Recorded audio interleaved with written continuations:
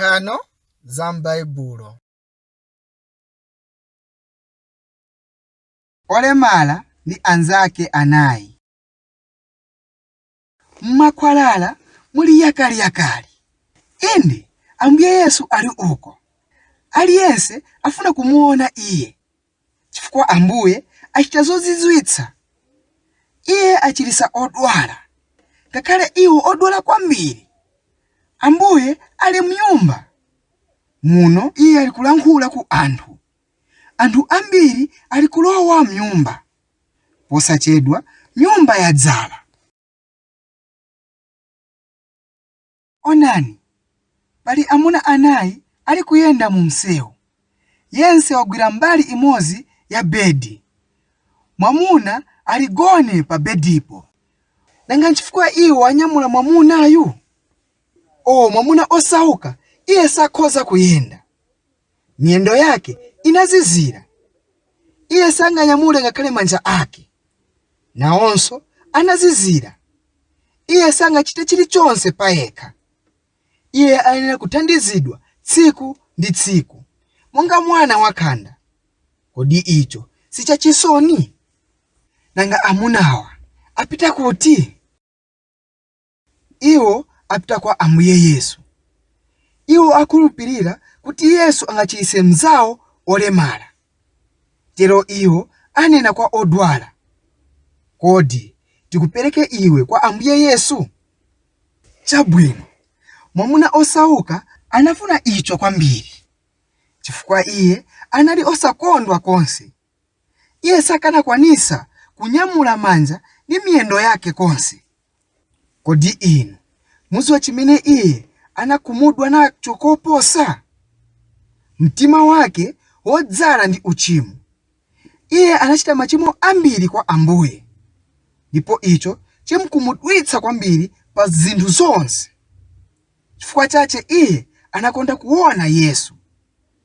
Iye afuna kupempha Ambuye kuti amkhululukire. Anzake afika pa nyumba pamene Yesu ali. Iwo afuna kulowa kupyolera pa khomo. Koma ndichosatheka. Pali gulu lalikulu la anthu pa khomo. Iwo sangaduse. Anthu nawo sangawalole kuti iwo aduse. Chifukwa onsewo afuna kuona Yesu. Yense wa iwo afuna kumva chimene iye azakhoza kunena. Kodi iwo azachita chiyani tsopano? Kodi iwo azabwerera kwawo? Iyayi, iwo sazatero. Iwo apitiriza kuyesa.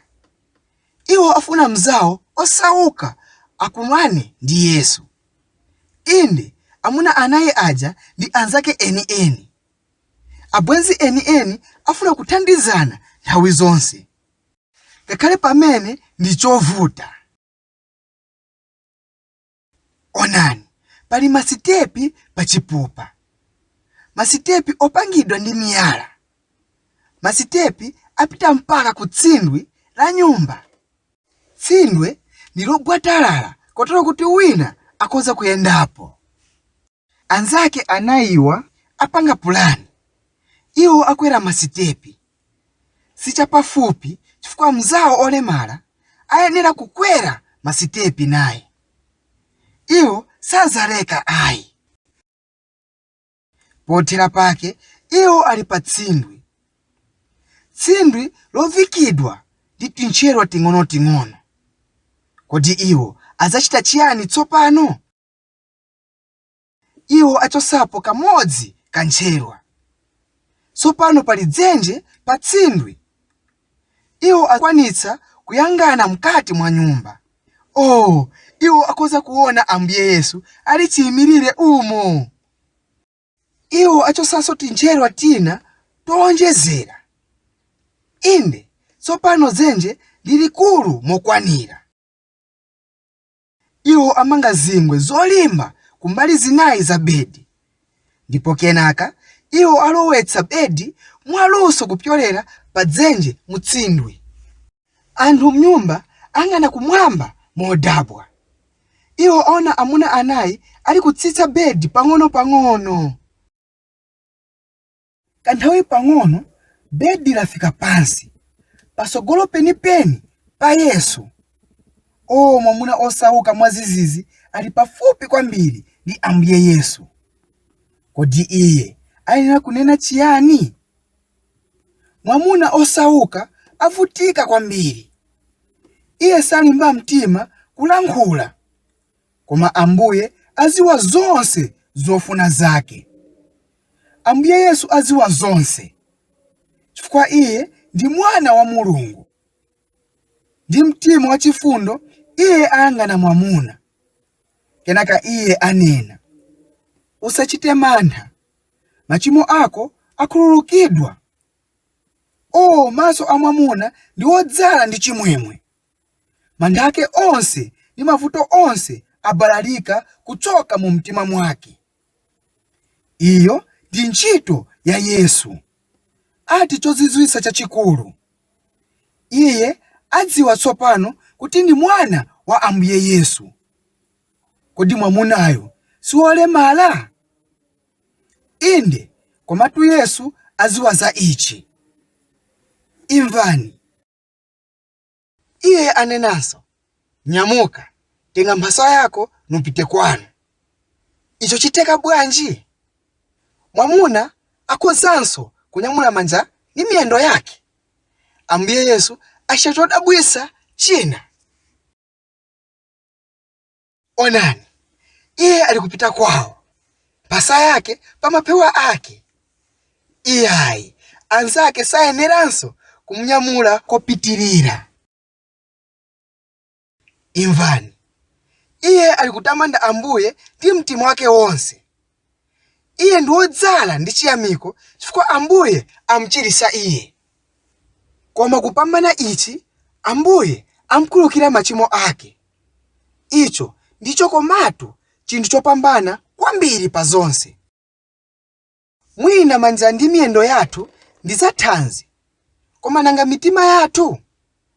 Iyayi, mwachibadwidwe chathu, mitima yathu si yabwino, ndi yodzala ndi machimo.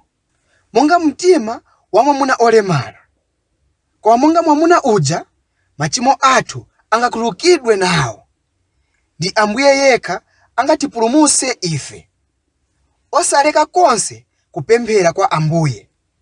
Kumbukirani kuti anzake anai sanaleke ayi.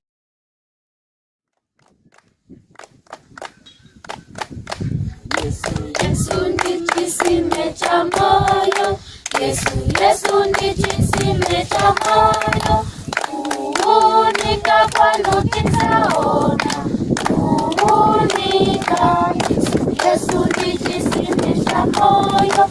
Yesu ndi chisime cha moyo. Kuunika kwanu tidzaona. Kuunika. Yesu ndi madzi ya moyo. Yesu ndi madzi ya moyo. Madzi otumbukira kumoyo osatha. Yesu ndi madzi ya moyo. Yesu ndi madzi ya moyo. Madzi otumbukira kumoyo osatha. Werengani nthano iyi m'Baibulo lanu kuchoka m'buku ya Marko 2 kuyambira pa ndime yoyamba kufika pa 12, komanso Luka 5 kuyambira pa ndime ya 17 kufika pa 26.